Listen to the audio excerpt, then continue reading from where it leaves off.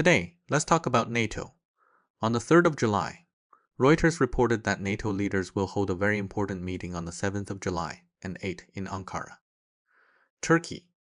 The core goal of this meeting, in plain terms, is to ease the tension between Trump and his European allies.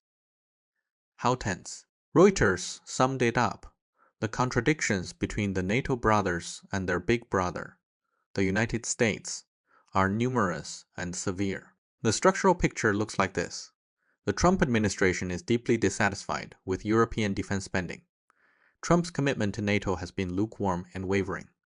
The White House also feels that on the Iran issue, the European allies did not support the US at all. Survey a blatant betrayal. So, based on that logic, the US is now, in kind, pulling back some military resources originally allocated to Europe. In short, the contradictions are multiplying and becoming sharper.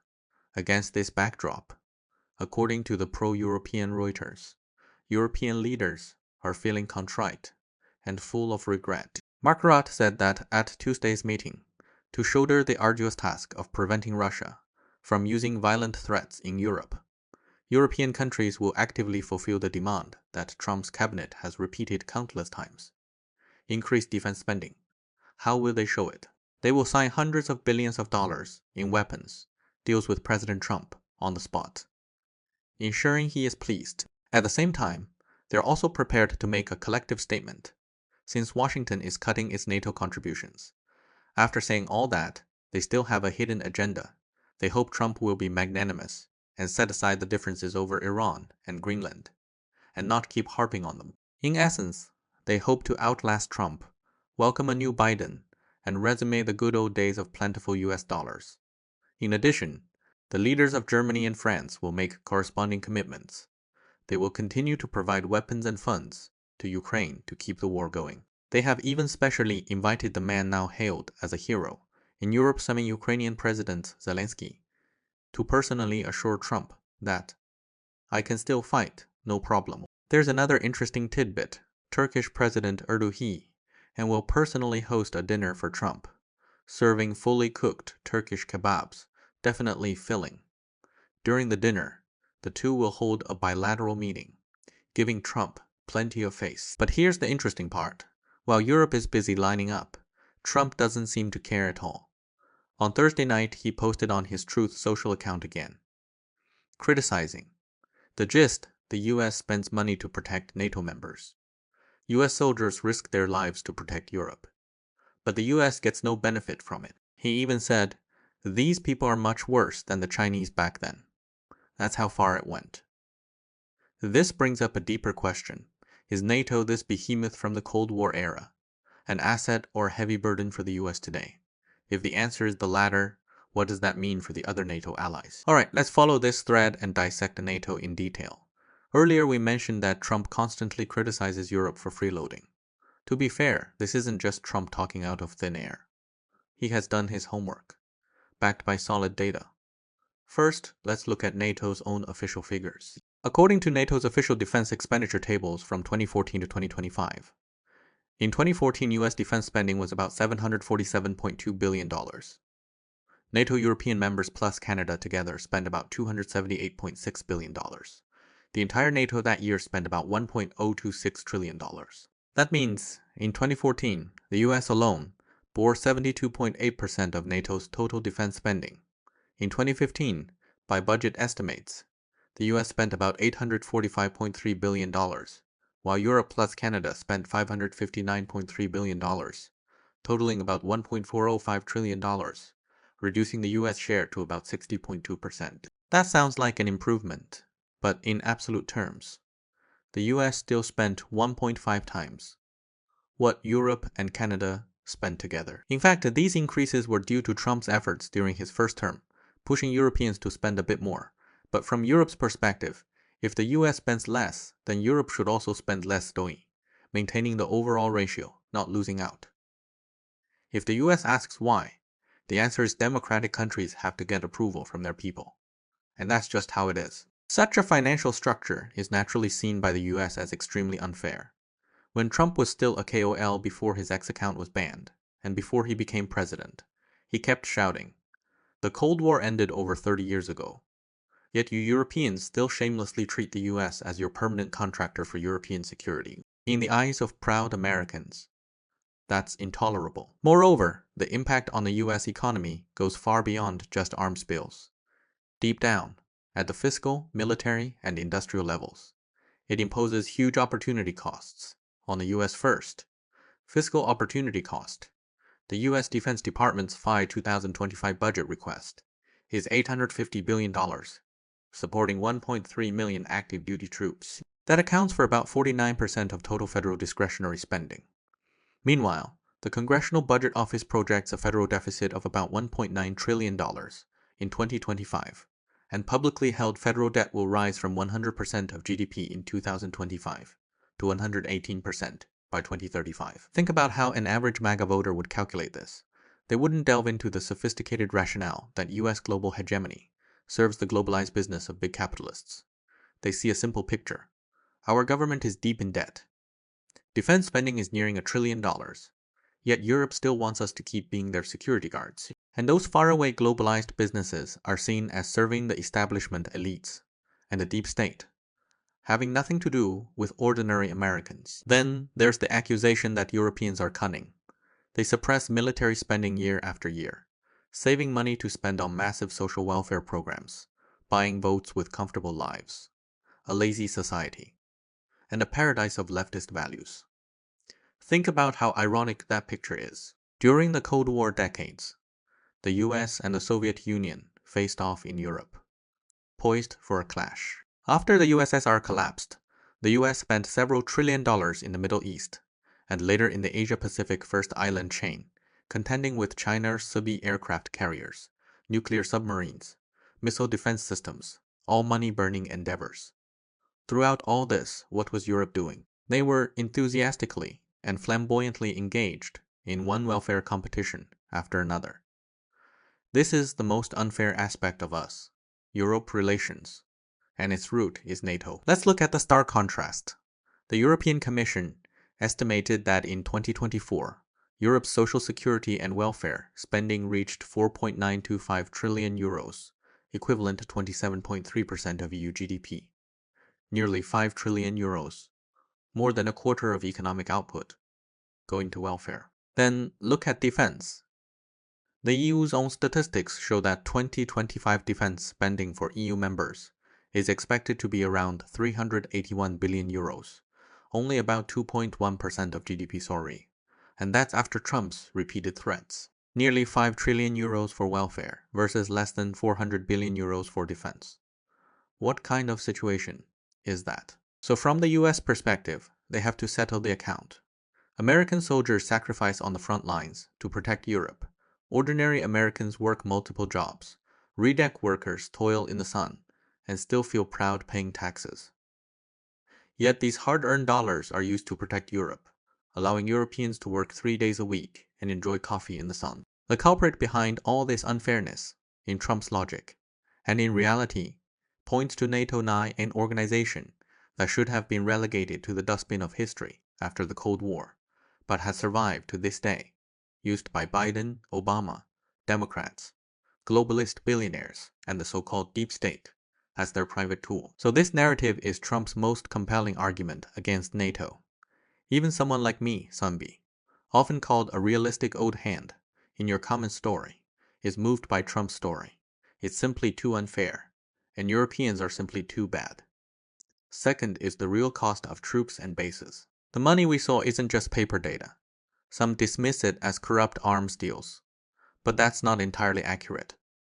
IT represents real military deployments. According to the Council on Foreign Relations, citing US European Command data, as of April 2025, the US has about 80,000 troops in Europe, plus an additional 20,000 temporarily deployed, after the Ukraine war, stationed near Russia, Belarus, and Ukraine. The US also has over 40 military bases in Europe, concentrated in Germany, Italy, Poland, and the UK. Of course, these forces aren't purely charity for Europe.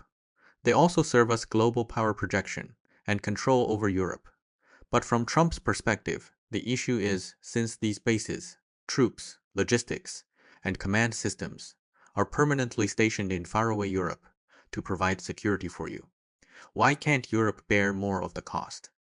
Third is the opportunity cost of strategic resources. This is crucial. On the 18th of June this year, U.S. Defense Secretary Hegseth openly stated at a NATO military meeting that he would conduct a comprehensive review of U.S. troop presence in Europe, threatening that if free-riding allies fail to meet their defense commitments, the U.S. might withhold some resources meant for NATO to counter China's rapid maritime development. Subsequently, the U.S. quickly cut some military capabilities available for NATO crisis response.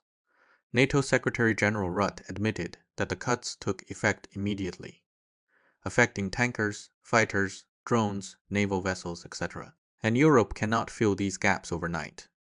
Germany's defense minister particularly noted that capabilities like long-range strike are extremely difficult to replace because Europe's digitized command chain is built on the US system. So the picture is clear. The US is not looking to immediately abandon or leave NATO, but the US military itself increasingly feels this resource allocation is not cost-effective. Europe consumes too much US military power, budget, bases, industrial capacity, and crisis response capability. And worst of all, it crowds out US resources needed for the pivot to Asia-Pacific. There, the Chinese Navy is building ships like dumplings, and that is a thorn in America's side-fi. It cannot wait any longer. At this point, we should say a fair word for President Trump. Let's clarify. The Democratic media and European left-leaning newspapers constantly smear Trump, portraying his denatoization as a personal whim sui, as if he were a bodyguard for the Chinese leadership, or a Russian spy, deliberately undermining us hegemony.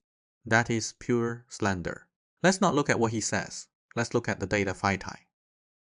How do Republican supporters and ordinary Americans view NATO? First, Pew Research data from March 2026 shows that among Republicans and Republican-leaning voters, only 38% believe the US benefits a lot or quite a bit from NATO membership, down from 49% a year ago, a 1-point drop. Conversely, 60% of Republicans think the US gains little or nothing from NATO-C.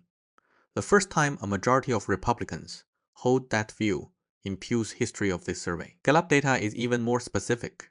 Among Republican supporters, only 7% want the US to increase its NATO commitment, only a tiny fraction, just 5 percentage points, more than Taiwan's unification supporters. 26% want to decrease commitments, and a significant number simply say withdraw. Democrats, on the other hand, show the opposite extreme. 53% support maintaining the status quo, and 27% think commitments should increase. That's the division tree. That's America today. So the claim that denatoization is Trump's unilateral action doesn't hold water. The numbers show Trump stands behind tens of millions of voters who share his view, so how can it be just him alone? And if you look back, during the Biden years, he constantly touted how important NATO allies were to us interests, with grand narratives trying to brainwash Americans, even in that extreme pro-NATO environment. Gallup's 2024 survey of all Americans showed only 47% wanted to maintain NATO commitments, 20 less than half. 16% wanted to reduce, and 12% said withdraw altogether. That means a large segment of the American electorate has long resented NATO. Trump's stance isn't just a spur-of-the-moment idea. He's simply piercing the bubble for the silent majority of Americans. The root cause, I think, is simple. The US hasn't suddenly stopped wanting NATO. It has just paid far too much for it. So much that countless American voters are asking the most basic and fatal question.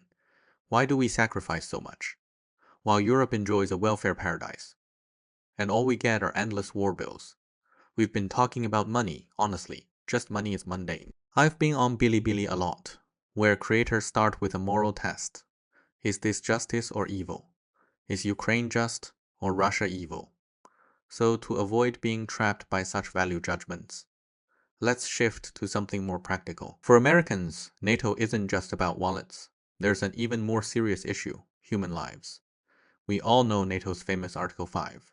Let me read the official NATO website wording. If a NATO member is subject to armed attack, Other members will consider it an attack against all and will take such action as they deem necessary, including the use of armed force. Note the phrasing "quai." It's not the same as commonly understood. Many think Article 5 means attack one, attack all, and we automatically go to war, frei.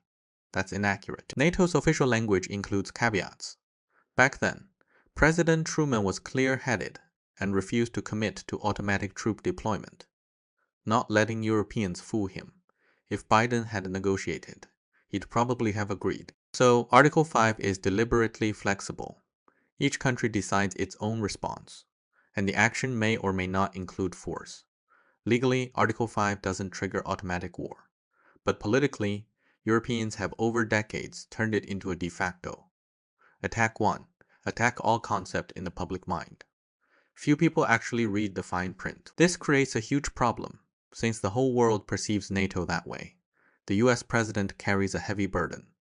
The US has long deployed massive forces on Europe's front lines, and repeatedly promised to stand firm. So if a European country is attacked, do you fight or not? If you fight, American soldiers die. If you don't, US credibility collapses instantly, Tomby, because the US dared not act, which would shatter global alliances and humiliate the country. Thus, Article 5 has become a de facto commitment that puts us forces, bases, carriers, planes on the table. On the table. That's absurd. But European psychological warfare worked, and over the years, under European invitations, the US has quietly built a massive quasi-war machine in Europe. Let's look at data. During the Cold War, US troop numbers in Europe were huge though, because the Soviet Union was even more intimidating. OI, a necessary evil. According to CFR, US forces in Europe peaked at about 475,000 active duty personnel in the late 1950s. A 1987 Gao report showed the US still had 319,000 soldiers, sailors, and airmen in European NATO countries, plus 63,200 US civilian employees, 87,600 foreign civilian employees, and 296,000 dependents, or fully fledged overseas military government. A little America. JT. After the Cold War, frontline troop numbers dropped significantly, but the infrastructure remained. AP reported in 2016 that the US typically keeps 80,000 troops in Europe, including over 36,000 in Germany, over 12,000 in Italy, and about 10,000 in the UK. Trump announced a withdrawal of 5,000 from Germany, but even then, the framework remains. Moreover, these bases aren't just for defending Europe. They are core nodes in the US Global Power Projection System. US European Command and Africa Command headquarters are in Germany.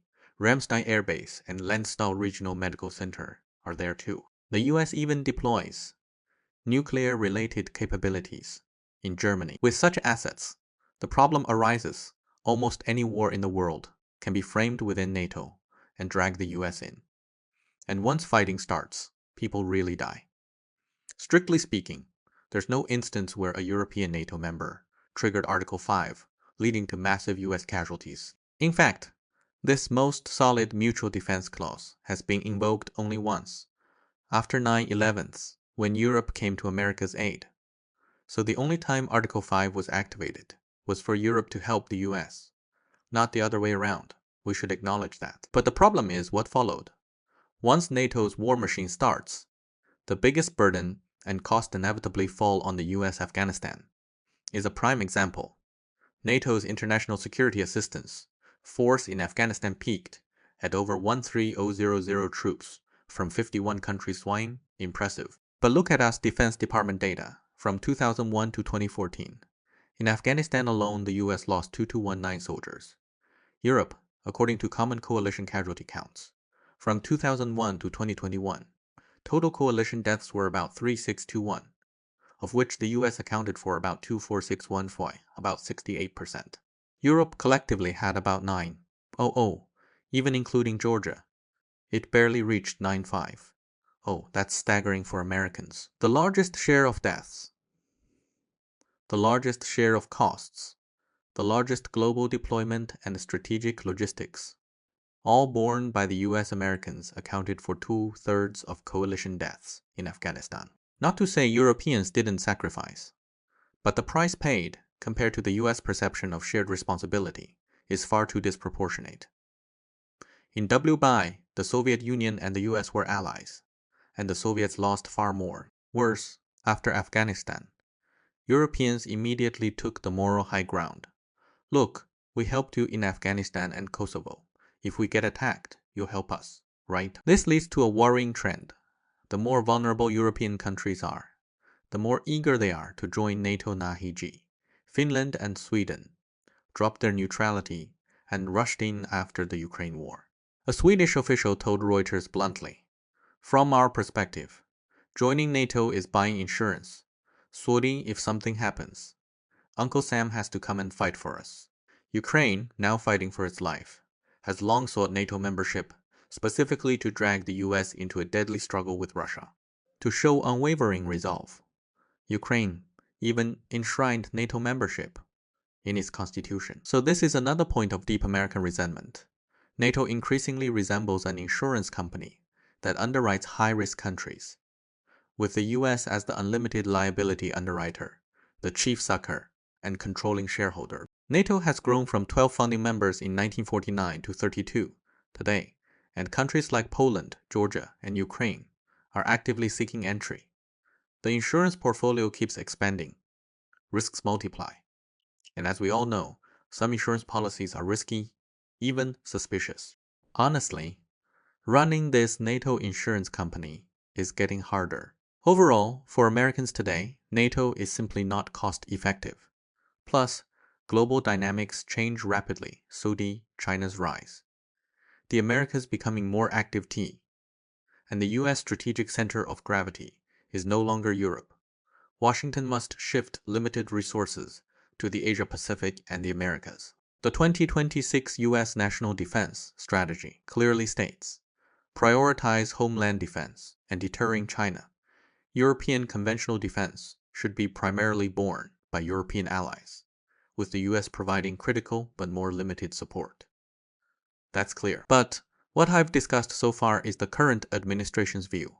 Inside the U.S., not all political figures view NATO through Trump's economic lens. Let's first look at the establishment tie, especially traditional Atlanticists like Biden.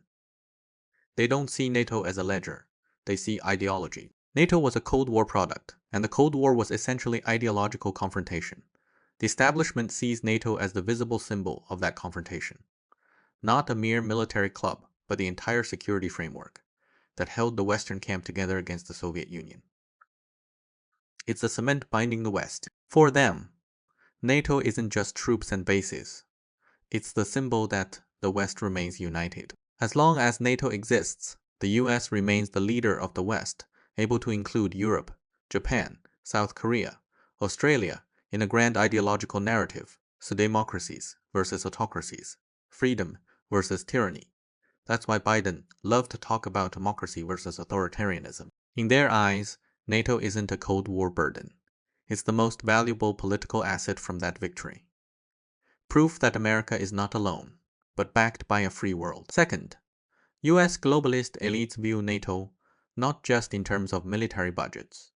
Those are government funds, but more pragmatically, they see the global security system behind NATO. Over decades, US capital, corporations, finance, energy, and tech companies expanded globally, not just because of the dollar or Wall Street, but because the US has an omnipresent military footprint, bases everywhere, troops everywhere, and NATO as a massive military alliance backing it up. For ordinary voters, that's a heavy burden, but for multinational capital, the military-industrial complex, energy companies, and financial groups, it's the security system for globalization, to do business overseas, control sea lanes, impose sanctions, protect energy arteries.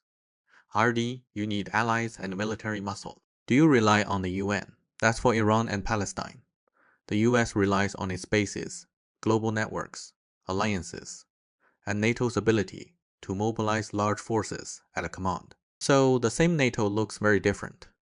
To Trump, a lossy-making insurance company, to globalist elites, a security company for American capital, to Biden, an ideological magic weapon. Physically, it's the same, but spiritually they draw completely different conclusions. A few days ago, Biden was driving in a classic car show and muttered, "They don't understand. Allies are everything to America." This reveals a fascinating and profound divide. Trump represents the domestic politics increasingly unwilling to pay indefinitely for globalization. The establishment represents the traditional imperial politics that wants to maintain us global leadership.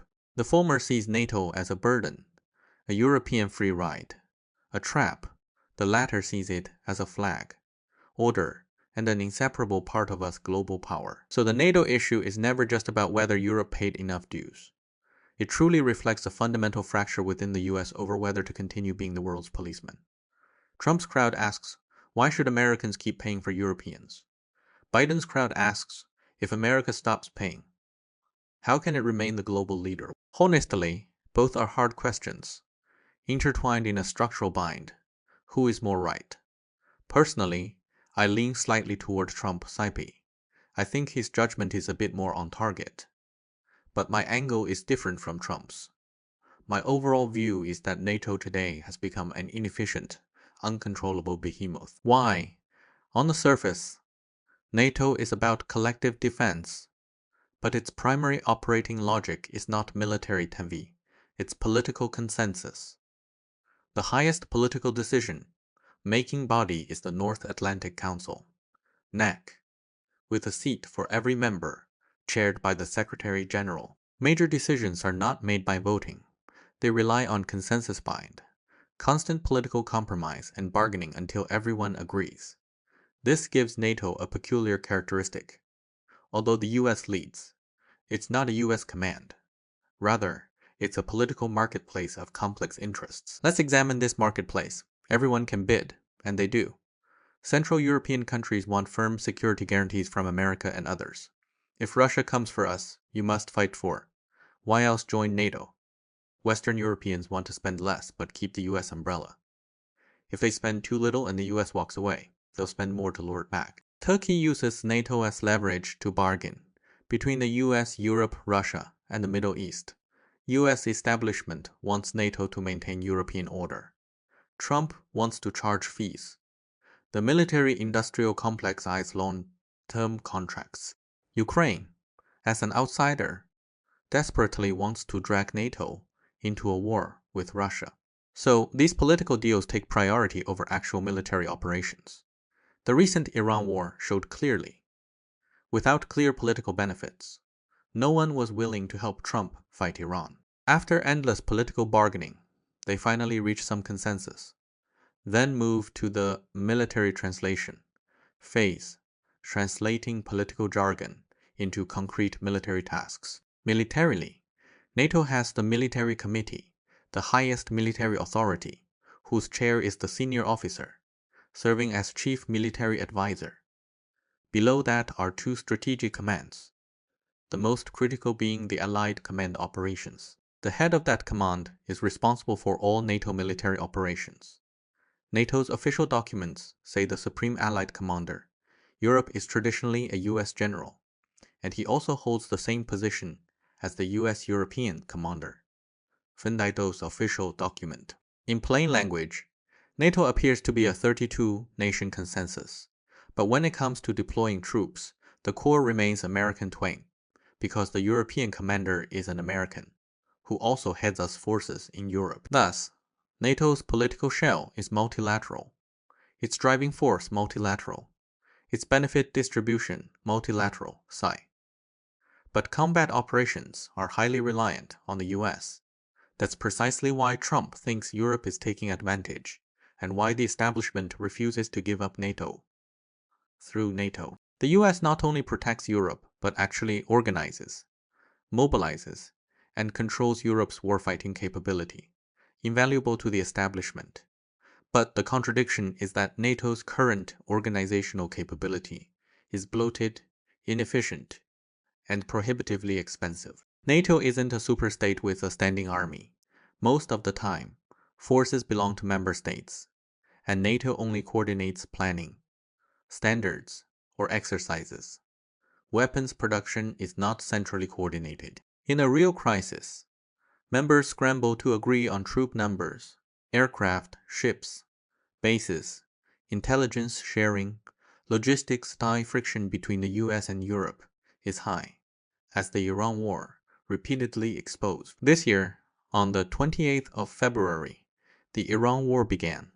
Throughout March, Trump called on NATO allies to help, but France, Italy, Spain directly refused to provide military support for US operations in Iran, even denying airspace access.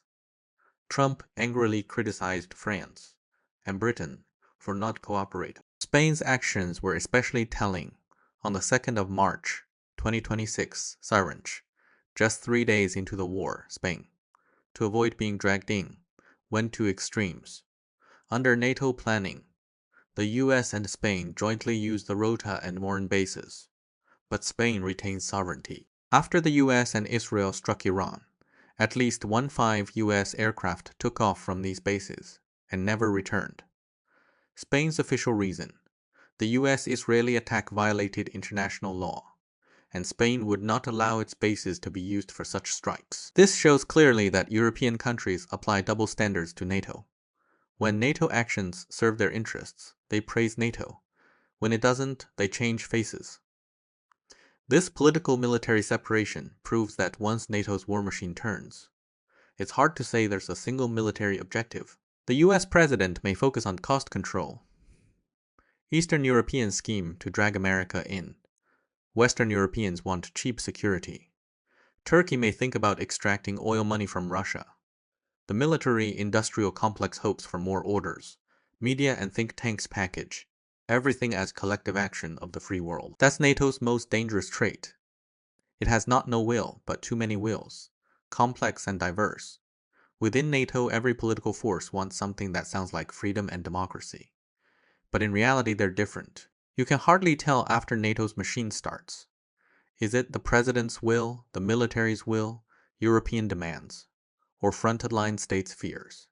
Is it humanitarian intervention, geopolitical expansion, counterterrorism, or the military-industrial complex's self-generated demand? Is it alliance consensus, or a lowest common denominator, from everyone's selfish motives?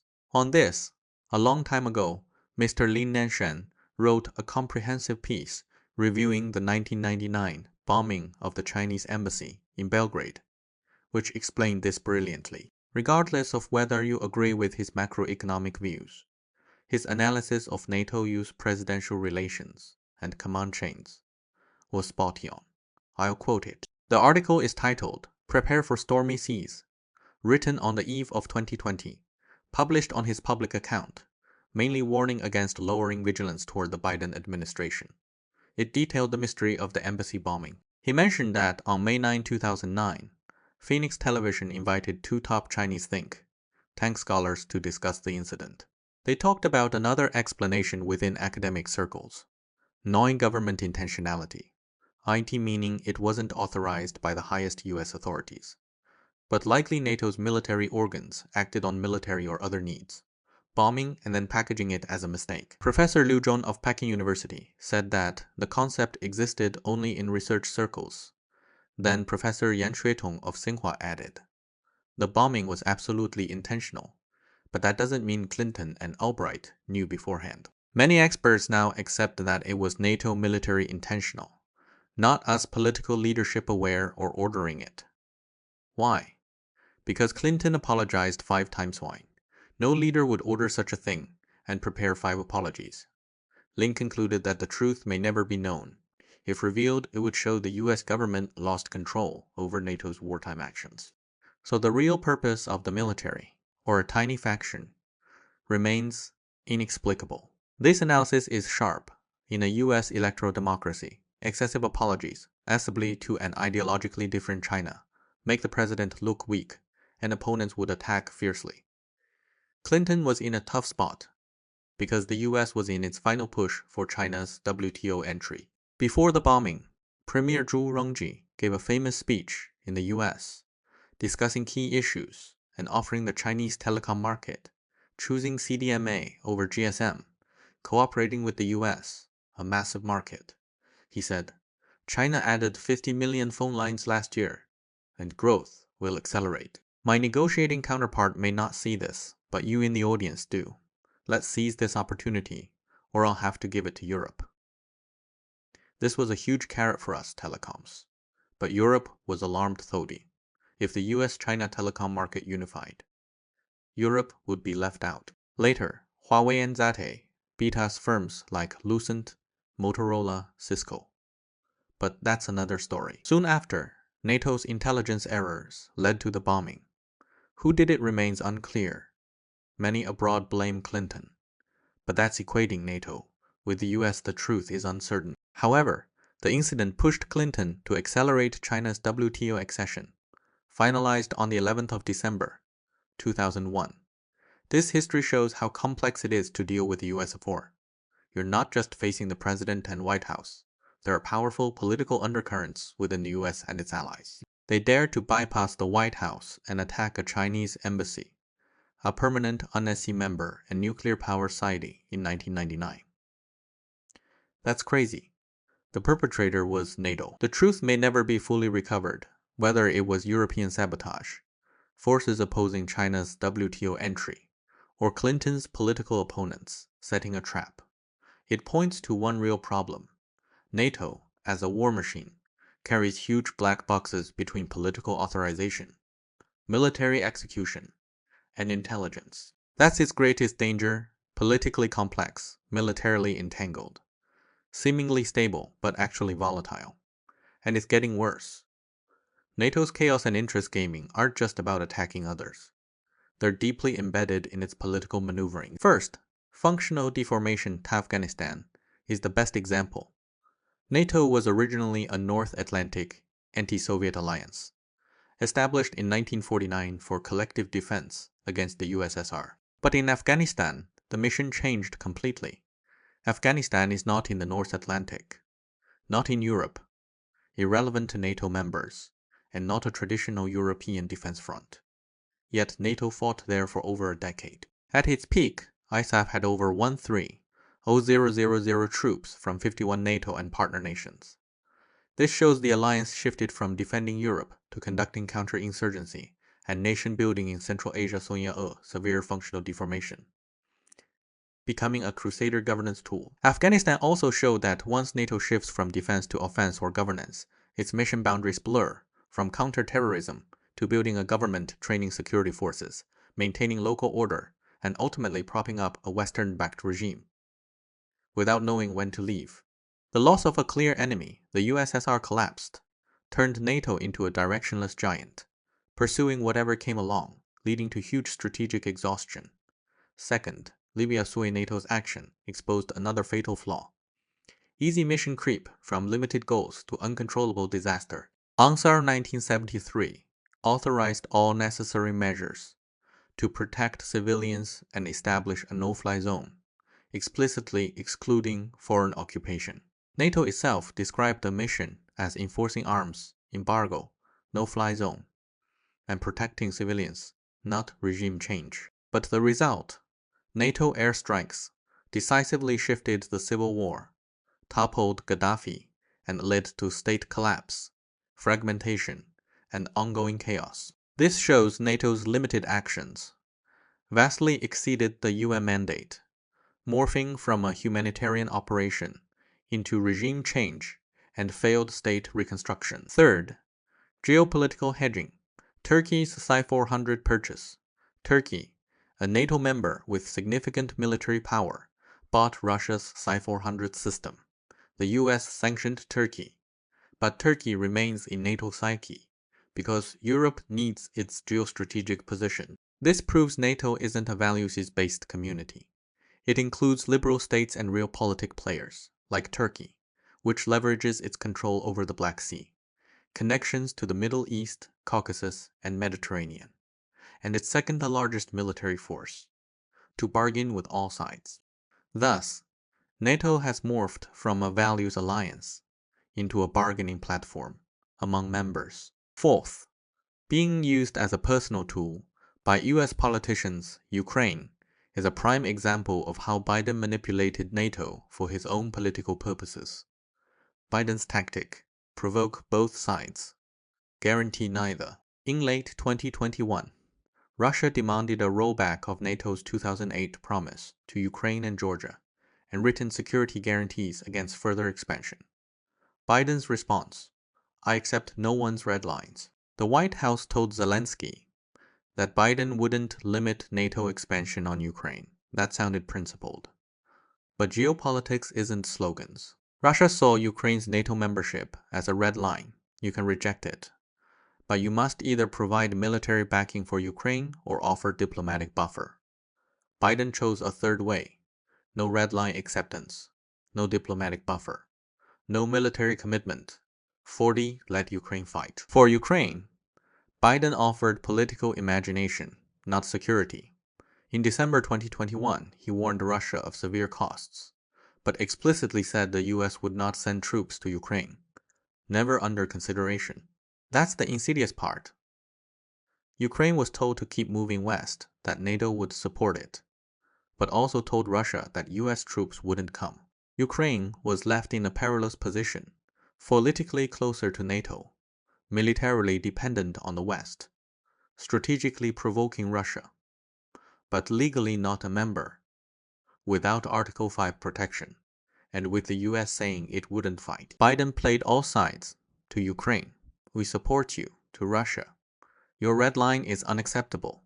To American voters: I won't send troops. To Europe: stay united against Russia. The ones on the front line, not Biden TB Ukrainians. When war broke out, Biden quickly framed it as an ideological struggle. In March 2022, he said in Warsaw, Putin is evil. He cannot stay in power. The US will bring him down. Then the White House hastily walked it back. That's classic Biden. Maximalist rhetoric. No follow-through, provoke, then retreat. This is dangerous because Biden used Ukraine to reactivate NATO, recontrol Europe, rebuild us leadership via the Russian threat, and repair transatlantic ties with a democracy vs autocracy narrative. The cost to Ukraine on the front lines: long-term Russia, NATO confrontation, militarization of European security, and destruction of global markets. NATO went from a defense alliance back to an ideological war machine. In the 2024 election, Trump repeatedly said, if I were president, the Ukraine war would never have happened. Many laughed, but it's likely true, because Trump didn't care about NATO. Ukraine wouldn't have been so sure about Article 5. Russia wouldn't have seen war as inevitable, and there might have been other solutions. Without NATO as the irritant, the war might not have started. Ukraine shows NATO can be used by some US presidents as a geopolitical tool. Biden pushed Ukraine toward NATO without giving it Article 5, cornered Russia without offering an exit, brought Europe back on board, but let Ukraine bear the cost. That's sinister. Even worse, Biden applied the same tactic to Taiwan. In May 2022, he said in Tokyo, if Taiwan is attacked, the US would use military force to defend it. The White House walked it back. In September 2022, he said on 60 Minutes, if there's an unprecedented attack, the US military would defend Taiwan. Again walked back. Is he senile or deliberate? It mirrors Ukraine. Strong security hints, then retractions. Taiwan hears us commitment. China hears provocation. The US preserves ambiguity. Taiwan takes the risk. Thus, I think it's dangerous that many, on both sides of the strait, praise Biden's handling of Ukraine. Some mainlanders think it weakens Russia and benefits China, calling Biden Baijianhua. Some Ukraine supporters see it as upholding NATO values. Some Taiwanese romanticize today Ukraine, tomorrow Taiwan. Hong Kong activists irrationally envy Ukraine. But Biden could easily copy-paste this approach to Taiwan, and that wouldn't be good for anyone. Now to conclude from a historical perspective. Online, many argue about the Cold War's origins. Most assume it was between the US and the USSR after WI. But in fact, it was the British who started it. After WI, Europe was a ruin. But new tensions grew. Churchill's Iron Curtain speech, divided Europe, see why the Cold War was coming. In 1947, the US launched the Marshall Plan, shuai, not charity, but to rebuild Western Europe and keep it from falling to Soviet influence. The USSR tightened control over Eastern Europe. In February 1948, a coup in Czechoslovakia brought it fully into the Soviet bloc, terrifying Western Europe, Britain, and France, still recovering, couldn't stop a Soviet advance. So in March 1948, Britain, France, Belgium, Netherlands, Luxembourg signed the Brussels Treaty, a mutual defense pact. But they knew they couldn't beat the USSR without the US. Then in June 1948, the USSR blockaded West Berlin. The US responded with the Berlin airlift, sustaining the city for nearly a year. This convinced the West that a permanent US sedum was necessary. Negotiations began, and on the 4th of April, 1949, in Washington 12, nations signed the North Atlantic Treaty, whose core was Article 5. An attack on one is an attack on all. From the Iron Curtain speech, to the Czech coup, to the Berlin crisis, to NATO's founding idea, you can't say it was just inevitable us. Soviet rivalry. The one who first divided camps and tied the US to Europe was Britain. Soviet pressure and US response set the machine in motion, and the USSR responded with the Warsaw Pact. But history's irony is that origins and outcomes often diverge. Many see NATO as us hegemony, but initially it was more Europe's need, Subi to keep America in Europe, tied to European security. NATO's first Secretary General, Lord Ismay, famously said, NATO's purpose was to keep the Soviet Union out, the Americans in, and the Germans down. That was precise. During the Cold War, NATO's goals were to contain the USSR, keep the US in Europe, and control Germany. Today, two of those three are gone. The USSR is gone. The Warsaw Pact dissolved. Germany is locked into the EU and NATO. Europe is no longer a ruin, but a welfare paradise. And the US no longer wants to be Europe's free security guard. Logically, when an organization completes its mission, it should fade away sudi. Why keep a wartime structure after the war? But NATO hasn't.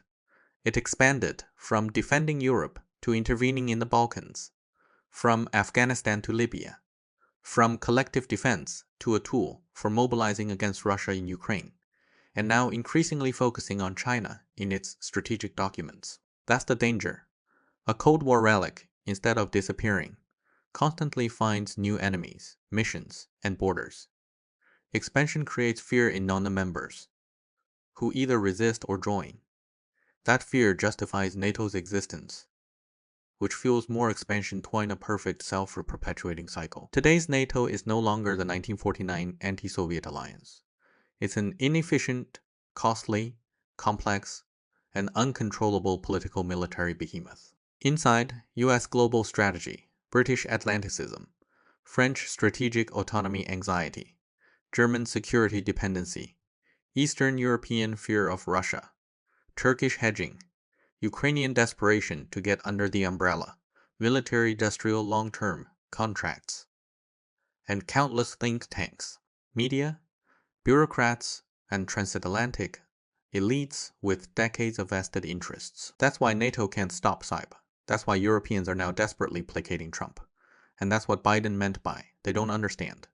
Cyber because if NATO stops, too many people lose too much. The US establishment loses control over Europe. European Atlanticists lose the US umbrella. Eastern Europeans lose a channel to drag the US into their conflicts. The military-industrial complex loses orders. Think tanks and bureaucrats lose their raison d'etre and the democracy vs. autocracy. Crowd loses a political tool. So, should NATO be relegated to the dustbin of history? Historically, yes, long ago. But will the entrenched interests within NATO agree? Of course not. Once an organization grows this big, it no longer serves goals. It serves its own existence. Yet history is cruel. All historical constructs end. The Roman Empire ended. The British Empire declined. The USSR dissolved. The Warsaw Pact is gone. The Cold War ended decades ago. As for NATO Huan, this giant born from the Cold War ruins, how will it finally die? Will it be exhausted by a major war? Or will it slowly hollow out as the US stops paying? Fading away. That might be the most worthwhile question for us today. Alright, that's all for today. Thank you, and see you next time.